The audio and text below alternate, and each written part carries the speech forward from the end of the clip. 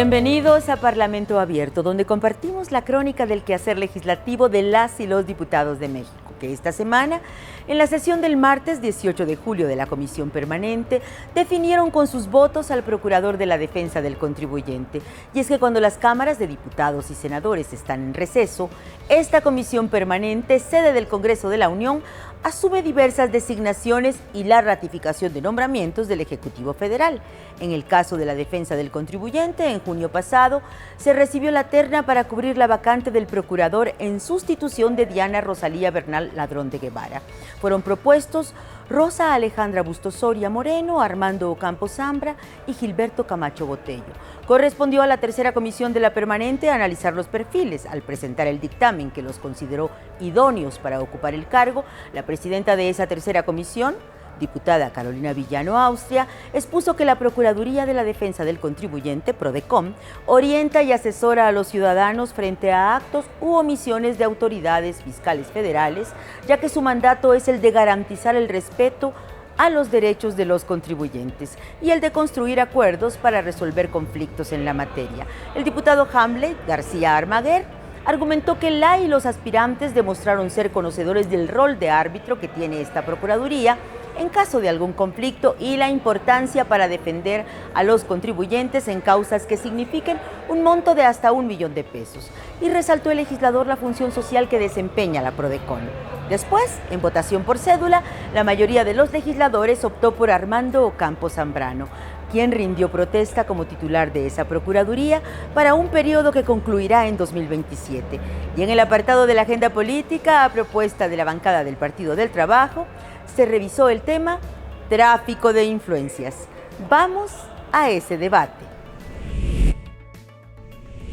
En la sesión de la Comisión Permanente del martes 18 de julio, se avaló el dictamen de la tercera comisión, Hacienda y Crédito Público, Agricultura y Fomento, Comunicaciones y Obras Públicas, sobre la idoneidad de la terna enviada por el presidente de la República con motivo del nombramiento del titular de la Procuraduría de la Defensa del Contribuyente, PRODECON, integrada por la y los ciudadanos Rosa Alejandra Bustos Soria y Moreno, Armando Ocampo Zambrano y Gilberto Camacho Botella.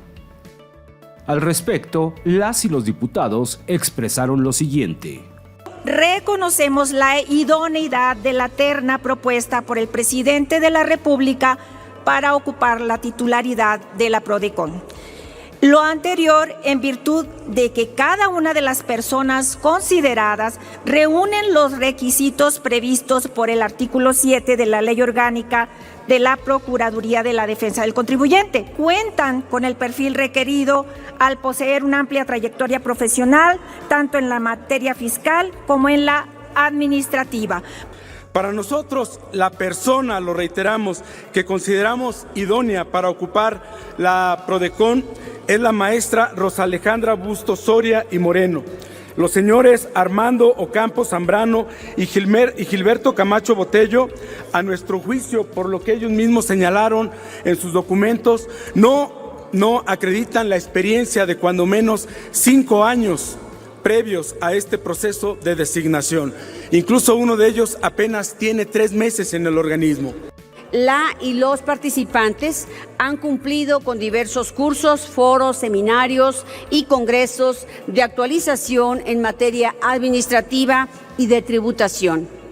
Asimismo, constatan en su historial y expediente correspondiente datos que acreditan que han observado en su trabajo los principios de excelencia, objetividad, imparcialidad, profesionalismo, independencia, honestidad y eficiencia. La confianza de la ciudadanía en nuestro sistema contributivo es fundamental para el correcto funcionamiento de la administración pública y por consiguiente de la sociedad en general, pues son los recursos obtenidos a través de los impuestos el motor para que el gobierno desarrolle y ponga en marcha las acciones que garanticen la protección de la libertad, la vida, la propiedad y la seguridad. Posteriormente, ante el Pleno rindió protesta como titular de la Procuraduría de la Defensa del Contribuyente, Armando Ocampo Zambrano, para el periodo que inicia desde su aprobación y concluirá en 2027. En el apartado de agenda política se abordó el tema tráfico de influencias como forma de enriquecimiento. Sigo sosteniendo que este concepto es un concepto que está muy arraigado y enraizado y que lo debemos de desterrar de México. Y por eso sostengo también que el presidente de la República se fijó como meta principal el combate a la corrupción, al tráfico de influencias. Y no nos podrán decir que Segalmex no está en proceso de judicialización por los desvíos que ahí hubo. ¿Y cuál es la esperanza que nos queda a nosotros? Que ahí si nos formamos en la cola y no decimos nada, ahorita le cae a Dan Augusto el moche, pero luego me va a caer a mí para una campaña.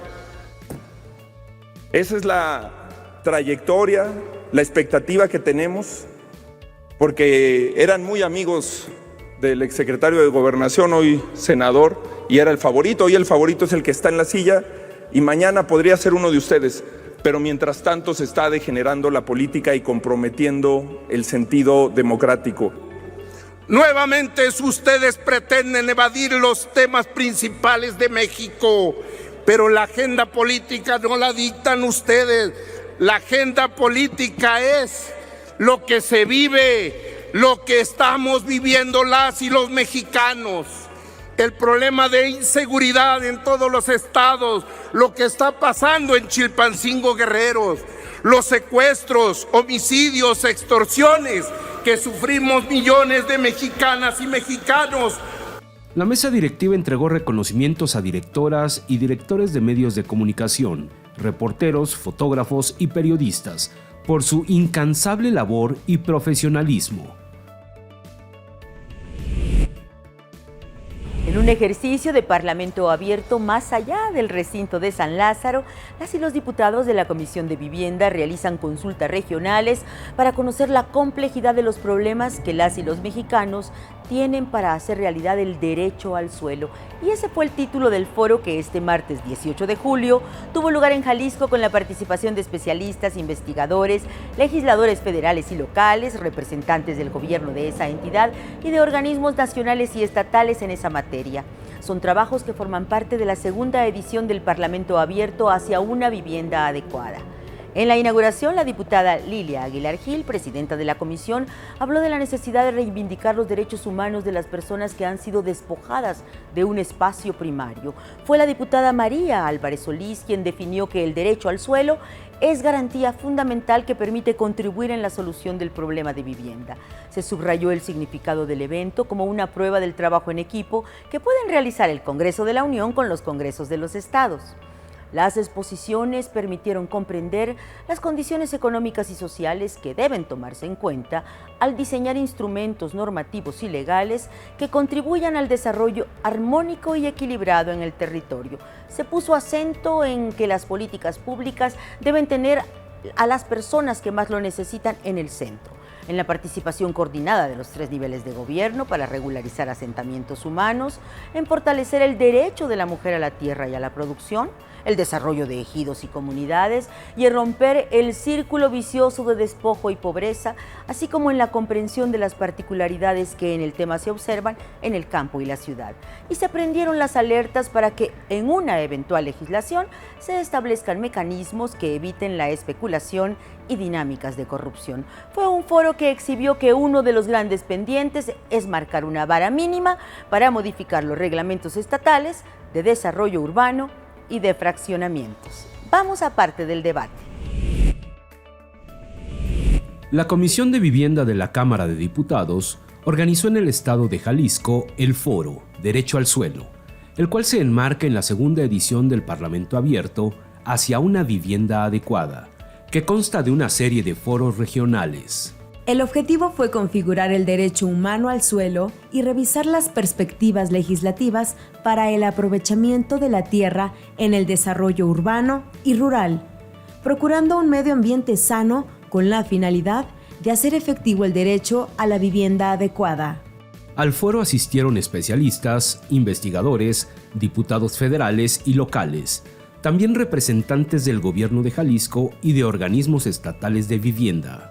Yo quiero decirles que Jalisco es un estado pionero en manifestar su interés para resolver los problemas que genera el crecimiento urbano, y esto se demuestra en los diferentes instrumentos normativos y legales que se han emitido desde el legislativo con la finalidad de contribuir al desarrollo armónico y equilibrado de nuestro territorio, dentro del cual tenemos antecedentes muy destacados.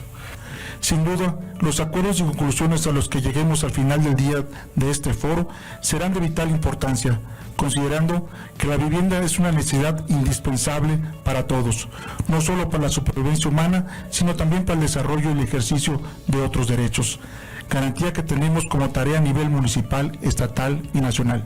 Y la vivienda adecuada está asentada en lo que se conoce como el derecho al suelo, que es la idea del foro de hoy, que a su vez depende del derecho a la ciudad y en una connotación un poco más amplia, el derecho al hábitat.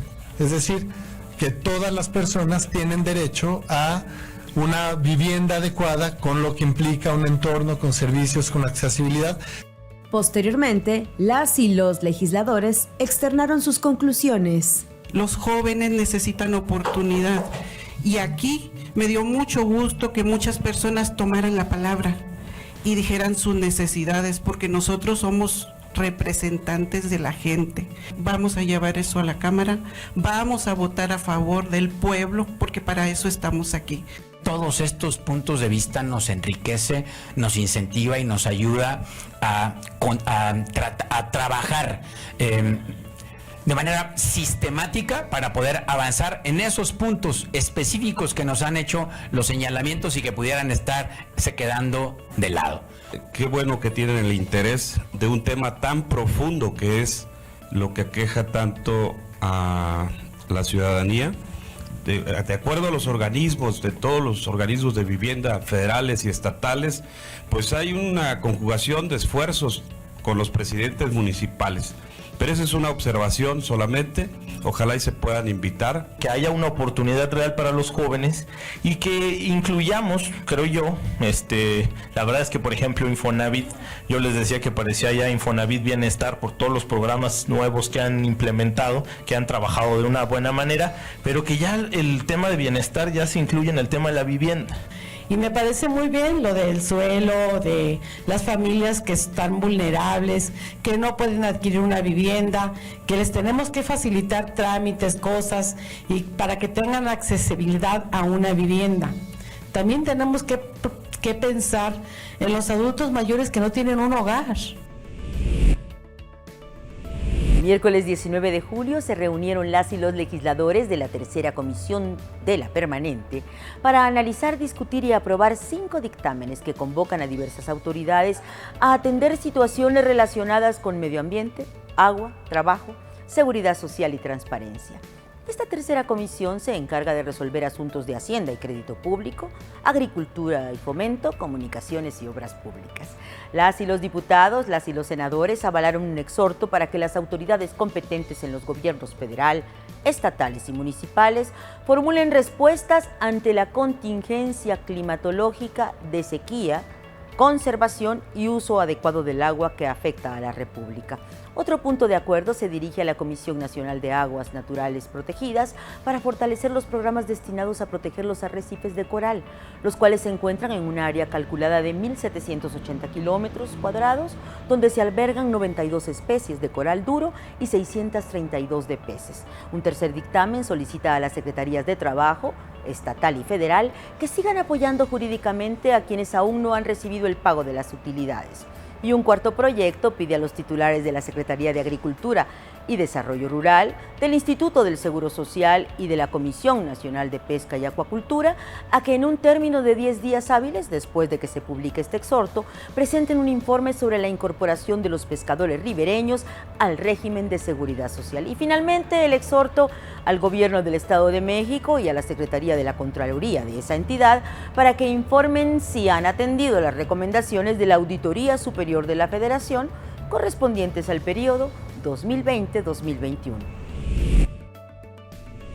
En la reunión de la tercera comisión de la Comisión Permanente, Hacienda y Crédito Público, Agricultura y Fomento, Comunicaciones y Obras Públicas, se avalaron dictámenes que contienen exhortos a diversas dependencias y organizaciones de los ámbitos federales y estatales. en materia de agua, medio ambiente, laboral, seguridad social y transparencia. El primero de ellos fue el dictamen con punto de acuerdo relativo a la implementación de políticas y acciones de las autoridades competentes de los diversos niveles de gobierno para atender la contingencia climatológica de sequía, conservación y uso adecuado del agua. También se aprobó el proyecto con punto de acuerdo para exhortar a la Comisión Nacional de Áreas Naturales Protegidas para que se fortalezcan, revisen y analicen los programas de manejo de las áreas naturales protegidas que cuentan con arrecifes de coral, con la finalidad de preservar los ecosistemas costeros ante los efectos climáticos y demás factores que los deterioran. Que nosotros, los que estamos en esta soberanía, somos responsables de mucho del respaldo y la protección que se le da al medio ambiente. La consecuencia del medio ambiente tiene ya un registro internacional de afectaciones en salud a los seres humanos, pero sobre todo del futuro que vamos a dejar a las nuevas generaciones. Fue aprobado el dictamen para solicitar a la Secretaría de Trabajo y Previsión Social y a sus homólogas en las entidades federativas a que continúen fortaleciendo, apoyando y orientando jurídicamente a las y los trabajadores para exigir el pago de las utilidades, que no sean acosados, amenazados o despedidos injustificadamente de sus empleos, así como las acciones de promoción del cumplimiento de la normatividad en materia del reparto de utilidades y las acciones de atención y vigencia por denuncias presentadas en el cumplimiento de sus derechos. Específicamente nosotros con nuestra parte lo que estamos aportando es una mejor coordinación interinstitucional de las demás dependencias que coadyuven precisamente a facilitar que al interior de las empresas, las comisiones, la parte sindical, la parte trabajadora tenga acceso a la mayor información precisamente para ejercer este derecho. Hoy celebramos ser parte de este punto de acuerdo. Por ello se considera correcto los resolutivos del dictamen, toda vez que las campañas informativas dirigidas a las y los trabajadores sobre el derecho al pago de utilidades es de suma relevancia y permiten garantizar este derecho.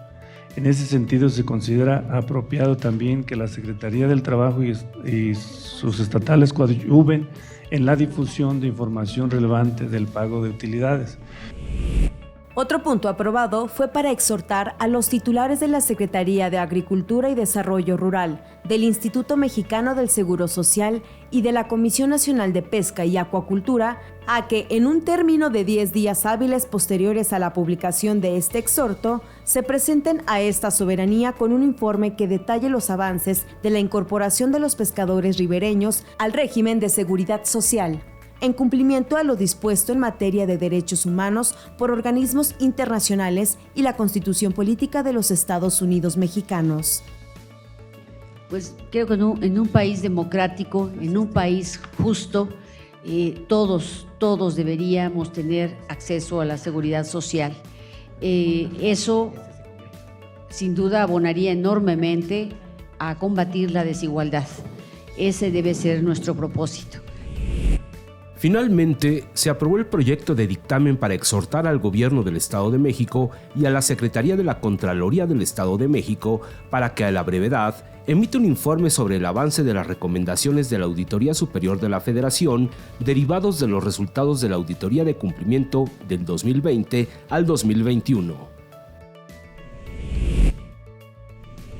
La Comisión de Derechos de la Niñez y Adolescencia de esta Cámara de Diputados se reunió el martes 18 de julio para sacar adelante 2 dictámenes de iniciativas de reforma a la Ley General de los Derechos de Niñas, Niños y Adolescentes. La presidenta de la comisión, la diputada Ana Lilia Herrera Ansaldo, explicó que uno de los cambios busca que se emitan sentencias en formato accesible cuando el juez lo determine necesario o a petición de las o los menores y sus representantes. Esto puede suceder cuando el niño o niña pertenezca o se encuentre en situación de vulnerabilidad o tenga una discapacidad.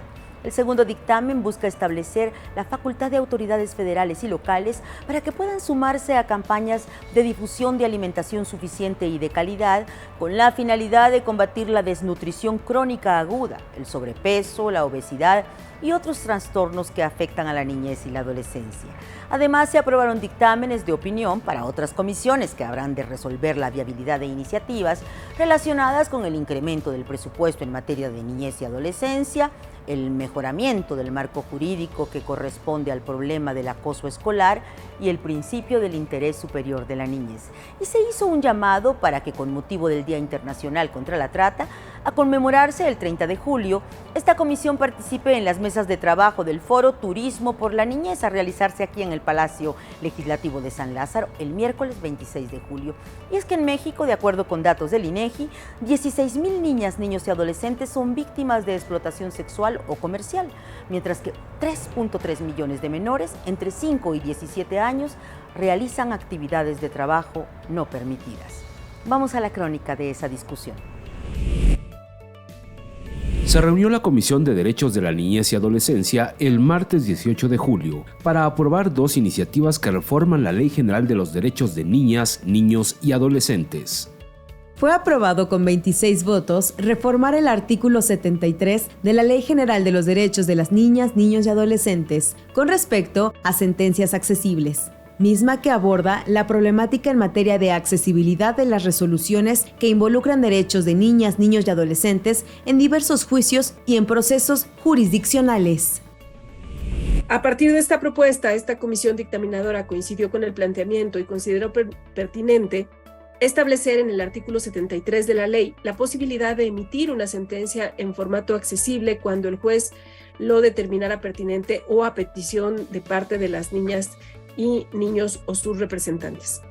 De igual forma, se establece la obligatoriedad de emitir una sentencia en formato accesible cuando el niño o niña pertenezca o se encuentre en alguna situación de vulnerabilidad, así como cuando tenga alguna discapacidad.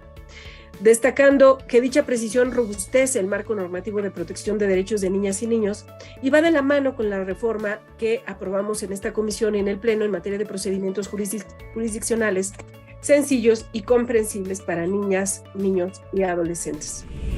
Se aprobó con 25 votos reformar la fracción octava del artículo 50 de la Ley General de los Derechos de las Niñas, Niños y Adolescentes, que busca establecer la facultad de autoridades federales y locales en el ámbito de sus respectivas competencias, para que puedan sumar esfuerzos mediante la celebración de convenios a fin de realizar campañas de difusión de alimentación nutritiva suficiente y de calidad. La alimentación es un aspecto crucial para la humanidad. Según la UNICEF, la buena nutrición es la base del crecimiento y del desarrollo de las niñas, niños y adolescentes, ya que previene enfermedades y favorece un mejor estado de salud. La malnutrición, en cambio, es un problema que afecta a las niñas y niños y adolescentes en México de distintas maneras. Compañeras y compañeros, debemos reflexionar sobre la complejidad que significa el reflejo de la pobreza en la alimentación infantil y adolescente. Pues tiene características técnicas muy particulares que le dan un sentido de urgencia en la agenda nacional. Este esfuerzo parlamentario tiene la finalidad de fortalecer el marco jurídico y garantizar el derecho a la nutrición de la población en etapa de infancia y adolescencia. En el apartado de Asuntos Generales, la diputada Marisol García Segura invitó a participar en alguna de las 3 mesas de trabajo que se realizarán como parte del Foro Turismo por la Niñez, el cual se llevará a cabo el próximo miércoles 26 de julio en el Palacio Legislativo de San Lázaro, como parte del Día Internacional contra la Trata de Personas, que se conmemora el 30 de julio de cada año. Como bien sabemos, la trata de personas es un delito internacional que constituye una violación a los derechos humanos, sobre todo afectando a personas, las más vulnerables son las niñas, los niños y los adolescentes. Y además, pues son no solo tratados como mercancía, cosificadas y explotadas sexual y laboralmente por personas o redes de trata que los obligan a dar servicios sexuales o generar contenido pornográfico o prostituirse.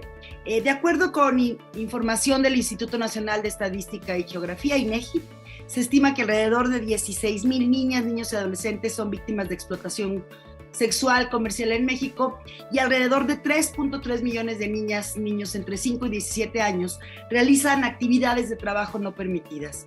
Estas niñas, niños y adolescentes suelen realizar estas actividades peligrosas privados de su derecho a la educación, al desarrollo integral y a una vida libre de todo tipo de violencias. Y terminamos así nuestra emisión de esta semana de Parlamento Abierto. Gracias por acompañarnos a esta crónica del quehacer legislativo de las y los diputados de México. Acompáñenos en la próxima emisión.